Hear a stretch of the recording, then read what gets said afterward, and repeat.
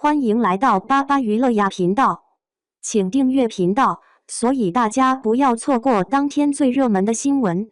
我们今天的时事通讯包括以下内容：未播已火，5部古偶剧，诚意、任嘉伦争锋，好剧天天有。今天要给大家推荐5部超火的待播古装偶像剧，都有可能在今年上映，咱们一起期待吧。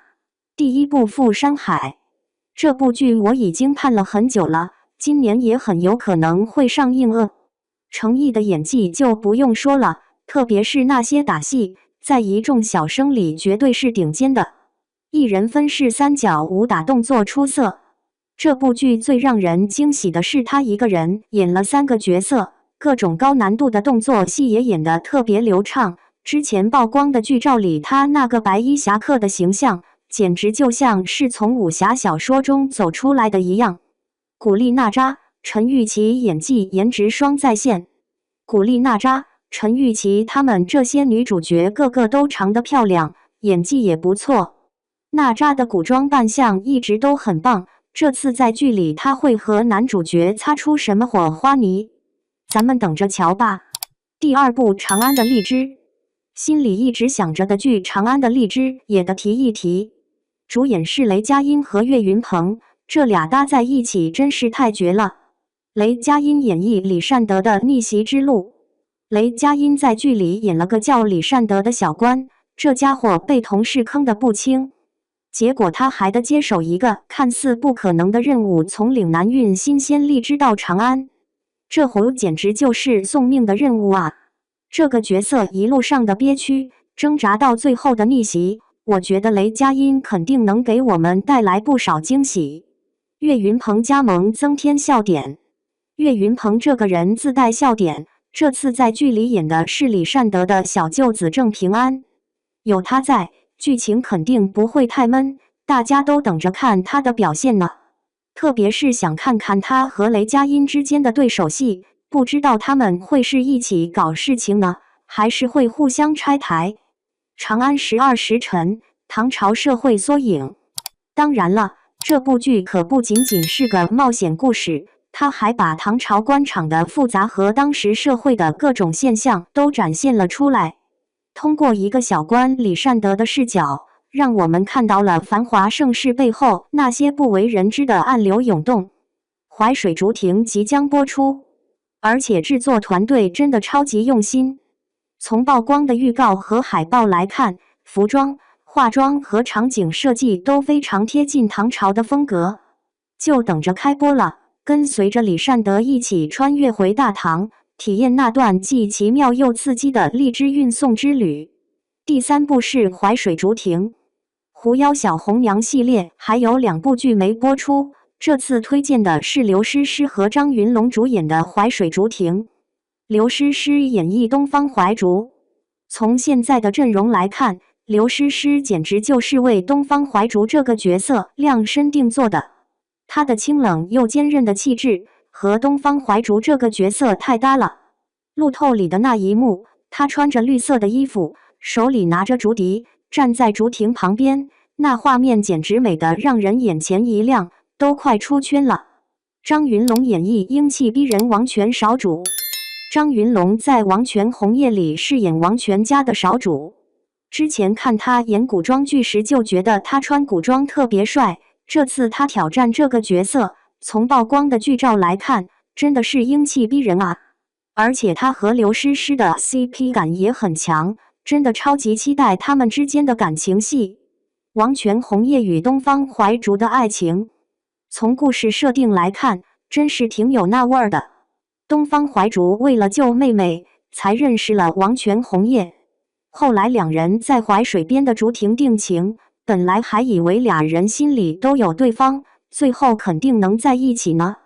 悲美爱情故事，命运真是捉弄人啊！东方怀竹生下儿子王权富贵后就去世了，只留下王权红叶一个人在风中不知所措。这段悲美的爱情故事真的太让人感动了，简直要哭出来。第4部叫《山河枕》，是由宋茜和丁禹兮主演的乱世情深仇。故事发生在战乱不断的时代，大将军的女儿楚瑜本来打算回京城救出被秦王叛乱牵连的恋人顾楚生，没想到这个渣男为了赵月反过来害了她。幸好镇国侯的小儿子魏运救了他，魏家大儿子被迫和离。为了保住楚瑜的名声，魏家的大儿子魏俊娶了她，结果成亲当晚就给了他一份和离书。谁能想到呢？后来北狄入侵，魏家出征打仗，没想到太子和国舅为了争功，导致了惨败，7万将士的忠魂都埋骨在白帝谷。最后只有魏运活了下来，还被冤枉说是魏家太过冒进而导致了失败。魏运回到京城后就被抓了起来。魏运、楚瑜共抗外敌。楚瑜这时候回到魏家，以大嫂的身份到处奔波，终于把魏运从鬼门关拉了回来。从那以后，他们俩发誓要查出真相，重振魏家。两人一起经历了无数生死考验，成功抵挡了北狄的进攻，守住了凤陵城和天守关。在这个过程中，他们的感情也慢慢升温。可是命运捉弄人，一封封官家奖的诏书，让他们因为叔嫂关系，这辈子再无可能在一起。白帝谷真凶与悲情结局。后来才发现白帝谷的真凶是赵月，俩人一起拼命战斗，终于干掉了赵月，洗清了冤屈。最后为了国家和人民的安全，他们炸毁了雪山里的秘密通道，结果就是只能靠山河魏枕，相依在天地之间了。这个结局真的太感人了，简直就是美学啊！家国情怀的燃情剧。这部剧可不仅仅是在谈情说爱，里面讲的家国情怀真的挺打动人的。楚瑜和魏运为了守护国家和家庭，不惜牺牲自己的幸福。他们那份使命感和担当，看得人心里直燃起一团火。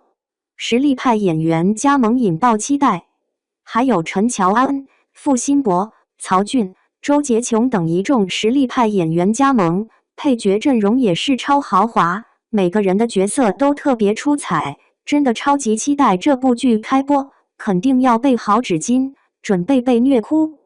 第5部《凤凰台上》。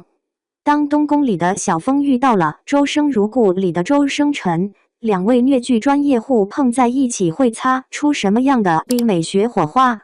故事发生在南齐王朝，年轻的皇帝萧焕一心为民，但朝中的首辅大臣勾结江湖势力把持朝政，搞得老百姓苦不堪言。江湖奇遇与秘密身份。为了让找到破解的方法，萧焕化名为白池帆，悄悄地混入江湖。在这里，他偶然遇到了行侠仗义的凤来阁阁主凌苍苍，两个人一见如故，一起闯荡江湖，除暴安良。